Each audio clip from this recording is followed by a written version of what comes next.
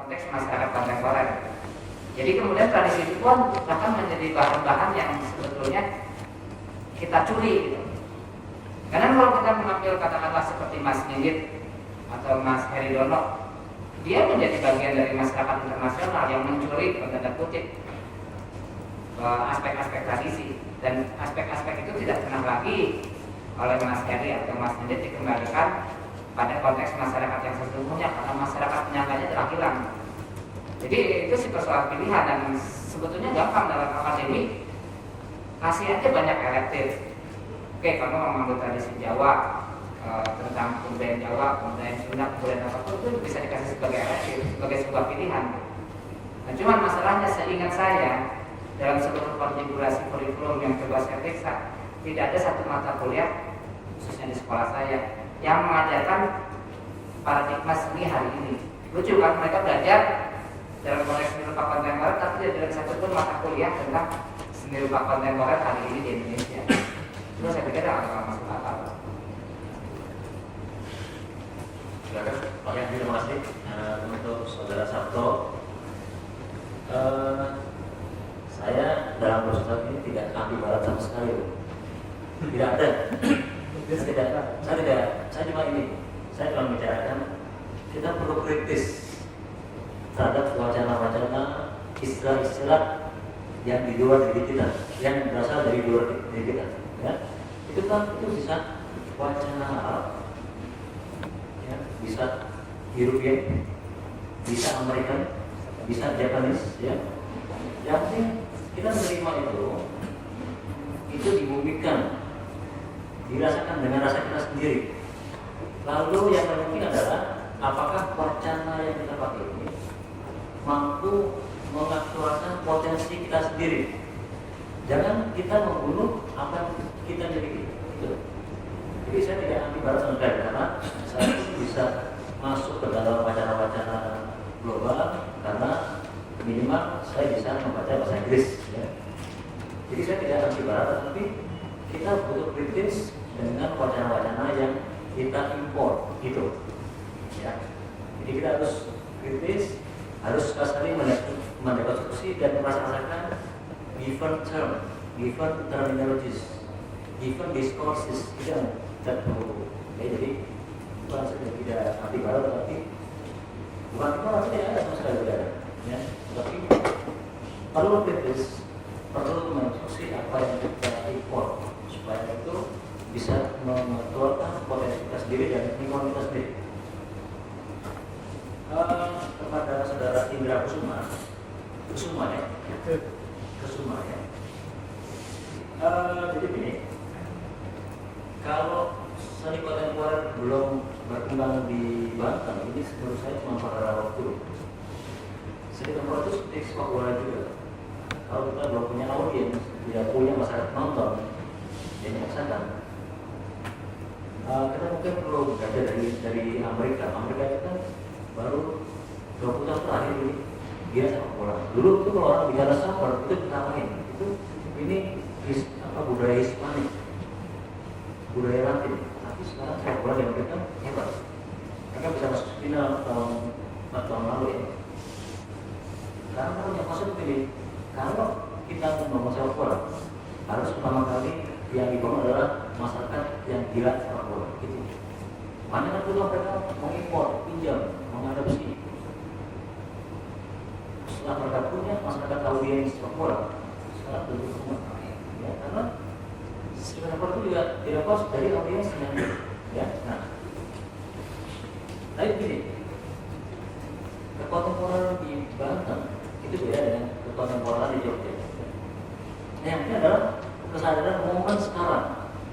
Saya berkali-kali ketemu dengan beberapa peneliti, contohnya Ketua SSI Bandung, itu yang namanya Pak Arthur, itu berkali-kali datang ke Banten karena dari situ dia belajar banyak, dari mulai organic farming sampai dari mulai orang mereka itu membuat kincir angin yang dikatakan itu sebagai pengusir roh jahat atau untuk menimbulkan suaranya menimbulkan nanti di itu betul. Dan saya betul pernah ketemu dengan seorang antropologis dari Leiden kecil, mau datang ke Bandung tidak bisa. Karena di Bandung itu kan tidak bisa menerima orang asing kan. Tapi alurnya Dwi di Bandung ini semuanya ada. Kalau mereka ada mengusir hama, ada mantranya. Ada penyakit, ada mantranya. Mereka mau apa? Ada pengobatannya. Dan itu organik. Itu bagi atau pulau berada ini bandar ini satu konsumen kecil yang mengandung banyak. Tapi kita nggak menghargai di sana. Justru kan kontemporer etnik Banten ini, Baduy ini yang mungkin perlu diangkat, kan? Ya. Jadi tidak dilihat seperti kontemporer ini misalnya ya. Anda menyampaikan kalian pada di Banten misalnya. Jogja kita balik. Ya. Tapi kalau saya bisa di apa drop ya.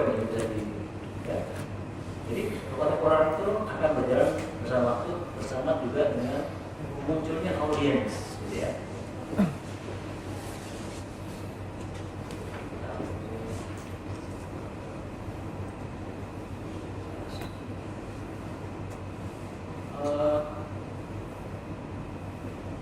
Lalu saya akan kembali kepada tadi drama ini mengenai pendidikan.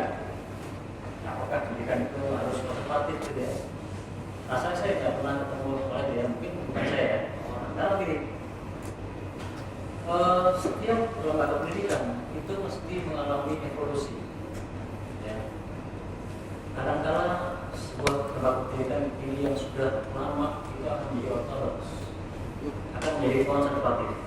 Lalu muncul lagi lembaga pendidikan yang lebih muda, yang lebih liberal, yang lebih akomodatif. Nanti setelah ada profesor, ada nanti lagi menjadi konservatif. Ya, jadi itu siklus itu tidak bisa ditolak. Ya. Oxford, Harvard itu adalah dikatakan sebagai lembaga pendidikan yang sudah menjadi konservatif. Di Australia, Melbourne Uni, Monash sudah konservatif. Yang muncul ada perubahan pikiran. Jadi gitu ya. Jadi gaya mana dari katakan sudah mulai konservatif, muncul lagi yang baru. Maka sekarang kalau studi mengenai budaya malah swasta, ya. Jadi evolusi itu akan dengan sendirinya berlaku, ya. Kemudian mengenai sosialisasi mengenai spesialisasi, ya seni kebetulan kan beda dengan kedokteran, ya. Ya kalau beda sedikit fatal, ya.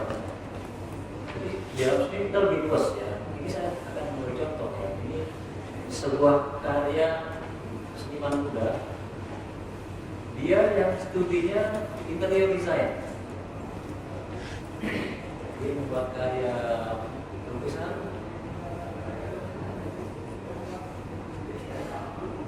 Menarik ya. Dia juga membuat karya patung.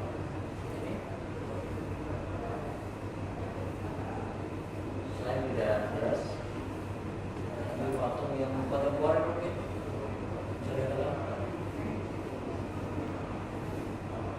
Jadi bagi saya kalau di dalam seni rupa ya perkara seperti saya jangan sampai jadi jebakan ya.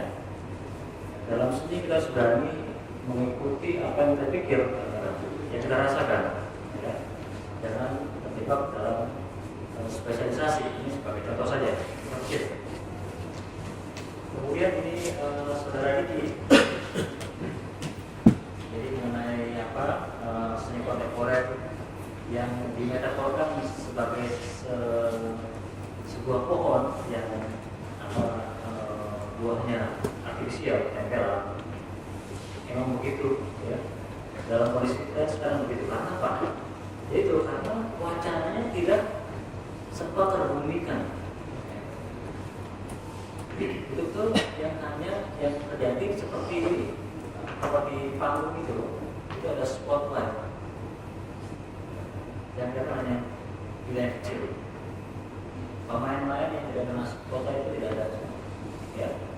Jadi ini menurut saya sedikit temporer ya dimana harus dibumikan, dibaca lalu disosialisasikan seperti orang berbahasa seperti bahasa sehari-hari gitu ya.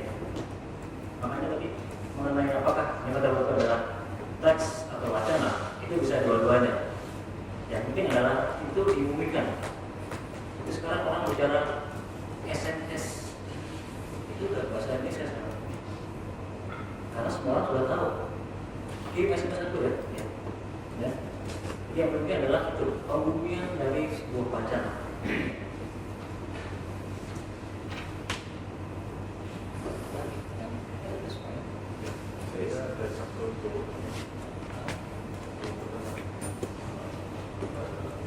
Iya, saya sudah tidak. Oke.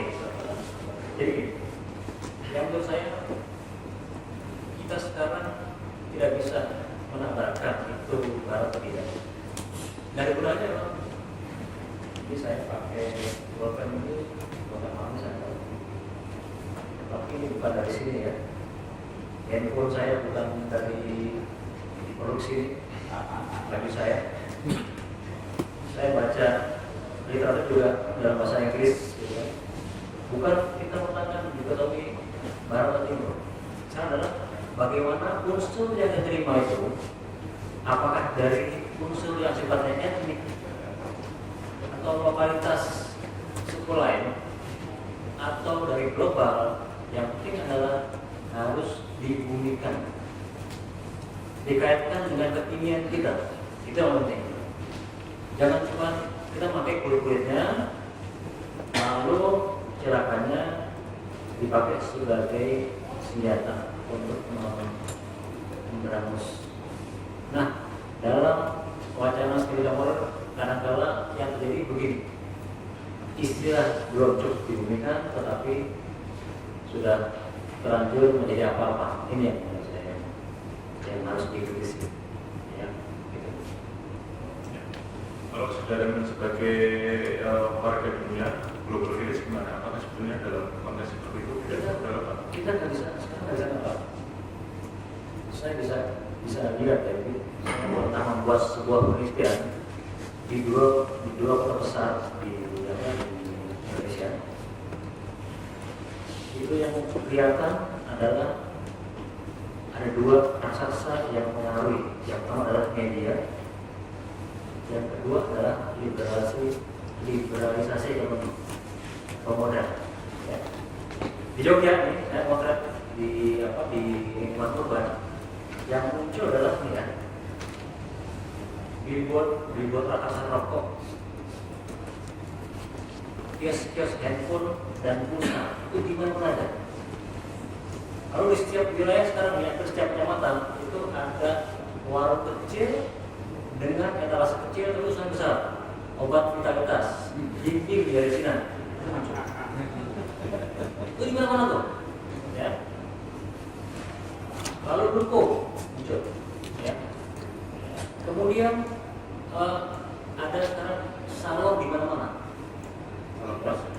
Salon kos satu lagi banyak. Yang menarik adalah semua shampoo atau pembersih alkohol itu adalah produk yang multinasional. Ya. Makanan yang sekarang muncul kebanyakan mie ayam, sausnya juga tuh multi corporate ya. Jadi ini fenomena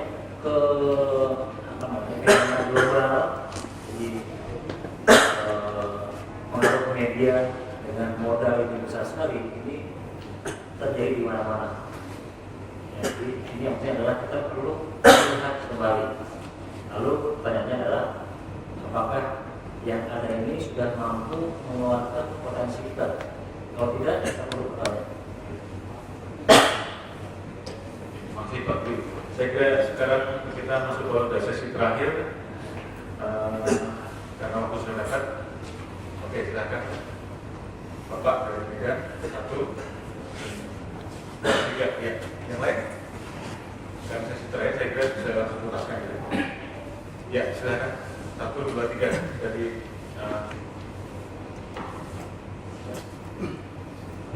belum on.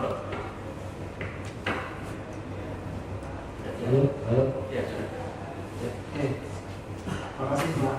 Saya bertanya ke Pak Dwi sama Pak Sujo ya. Sebutkan nama dan dari mana Pak? Ya, Pak saya Sri Rahma dari Medan. Sri Rahma. Ya. Pak Dwi, saya sempat beberapa kali melihat ya, ada bebek-bebek yang ikut tadi. Saya agak tertarik itu. Kadang-kadang orang selalu beranggapan kok kayak bebek ya, tidak punya pendirian, ikut kemana-mana. Tapi kalau saya lihat itu memang sistem ya. Kalau kita lihat ada teori struktural fungsional, itu memang seperti itu. Jadi bagaimana kemudian sebetulnya di Indonesia sendiri itu juga ketika kemudian dilakukan globalisasi dan dipicu liberalisme, kemudian kapitalisme masuk ke situ. Ya akhirnya seperti itu. Apapun seperti itu. Saya pernah baca buku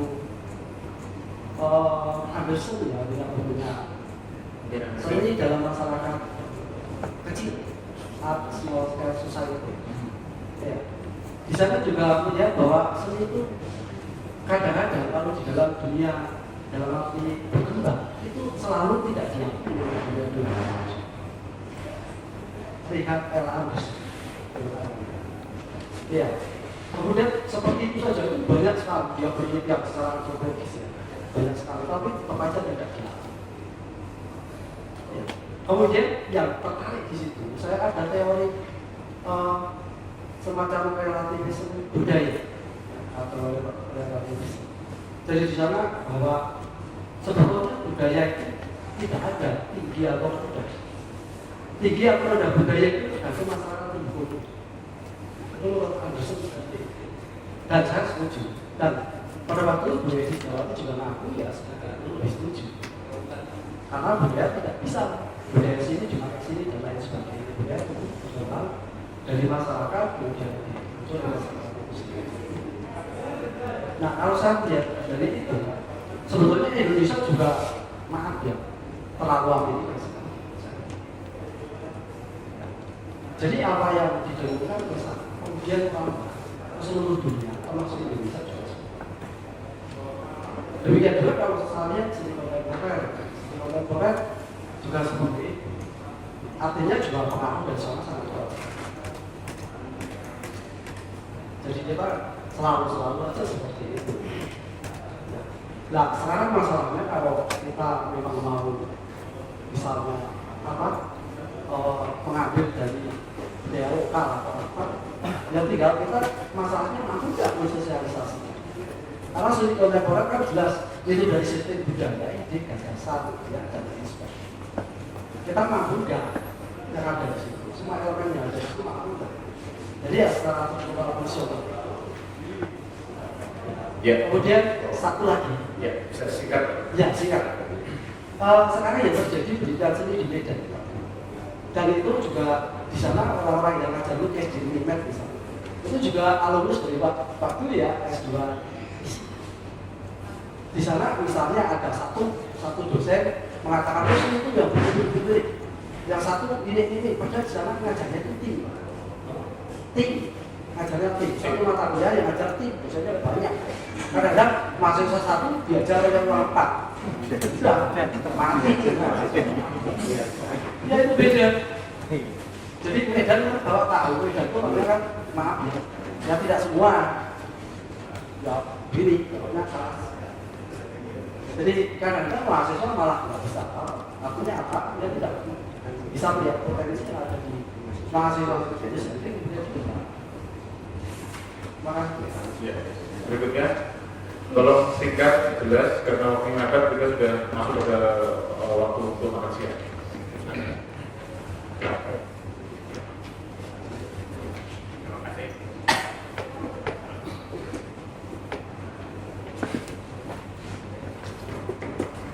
Terima kasih.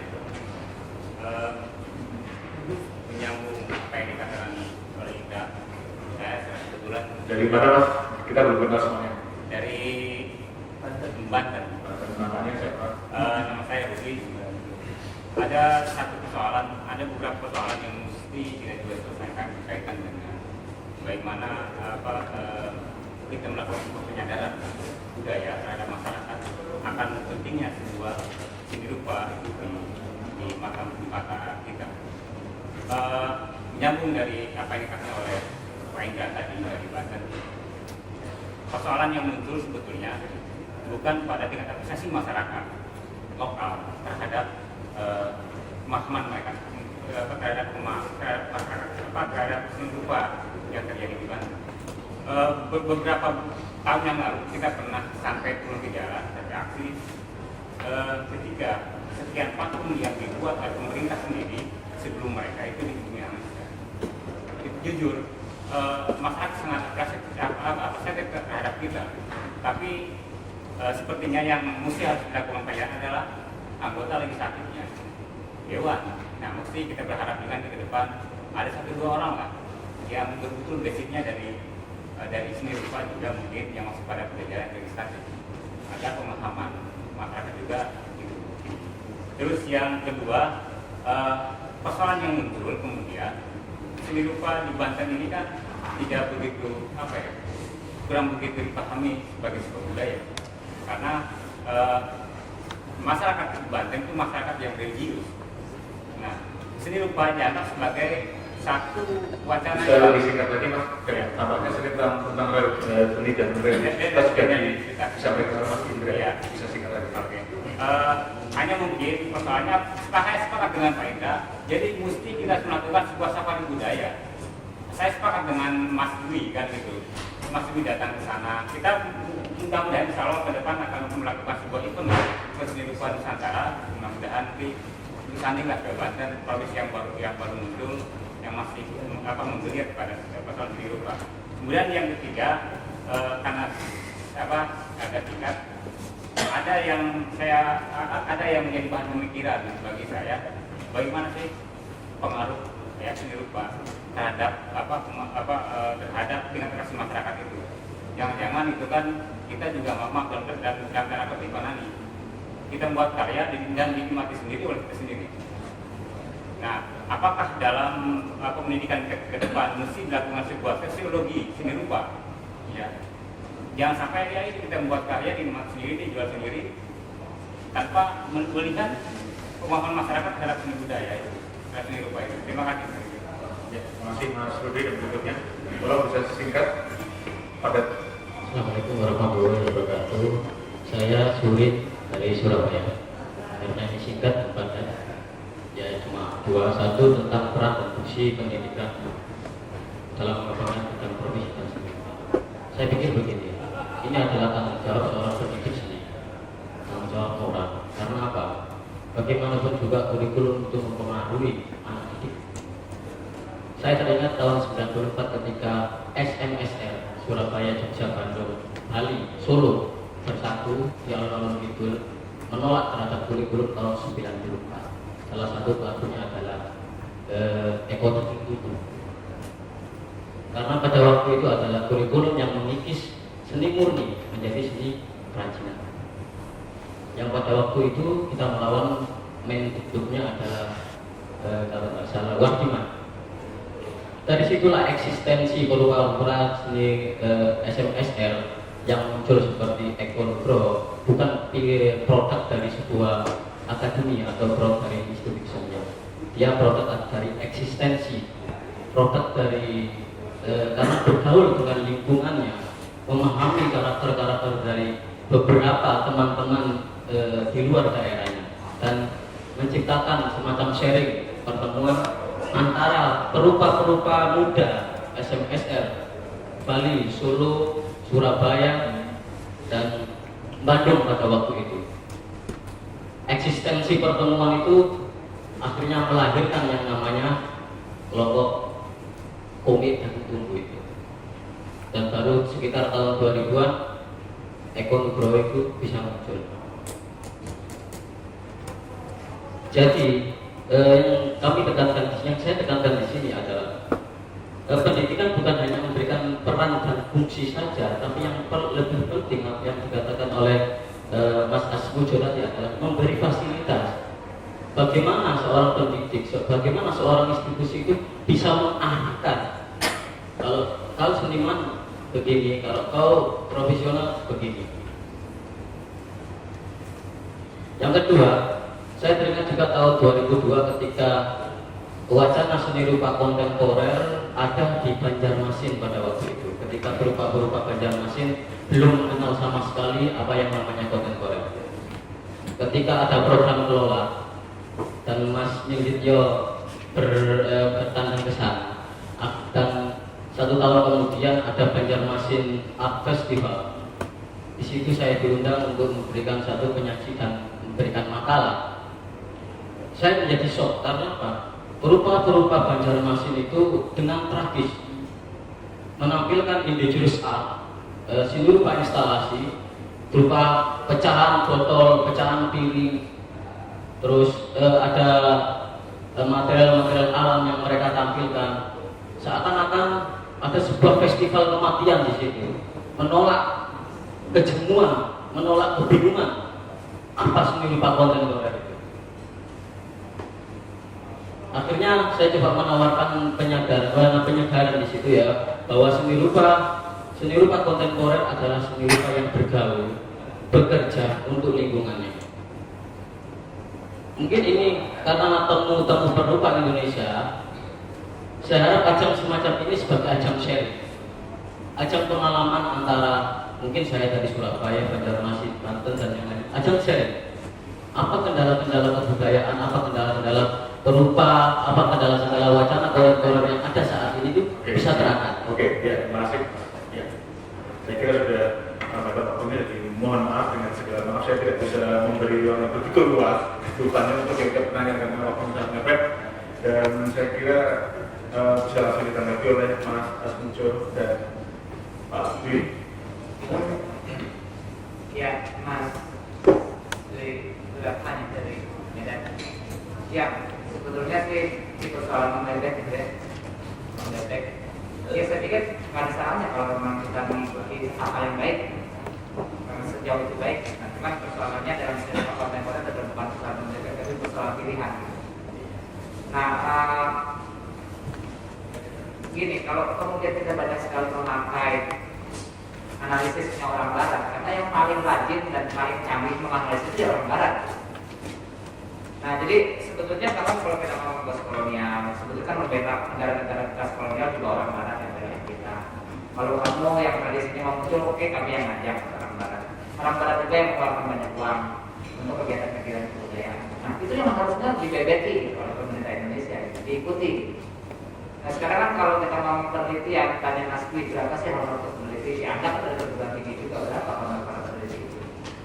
Jadi sebetulnya tidak ada situasi kondusif untuk kita bisa meneliti, mengelaborasi dengan canggih situasi dan kondisi seni rupa Indonesia.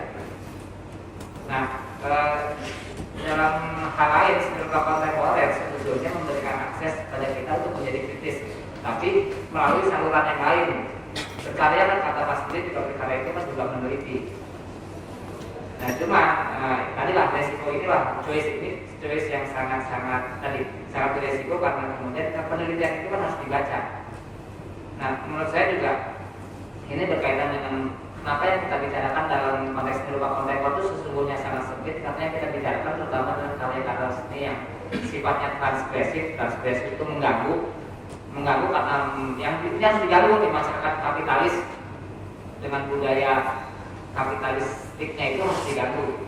Nah, itulah kemudian yang dilakukan oleh seniman-seniman gitu. Jadi karya-karyanya memang karya-karya yang transgresif, karya-karya yang seolah nggak bermoral karena memang kemudian melawan kelompok yang dianggap oleh seniman nggak bermoral dalam artian sesungguh-sungguhnya gitu. Memeras yang lemah untuk kepentingan sekelompok pemilik modal. Nah, ini karya-karya sebenarnya karya-karya yang cukup sulit dan karya-karya yang hanya bisa tampil, mohon maaf, untuk wilayah publik yang juga terbatas. Nah, sebetulnya ada yang saya nggak tahu, tapi saya yakin sebenarnya ada seni rupa yang lain gitu. Saya kemarin kebetulan baru pulang juga dari Amerika, jadi di sana yang namanya seni rupa kontemporer pun wilayah yang elit. Cuman ada banyak seni rupa lain yang disebutnya art.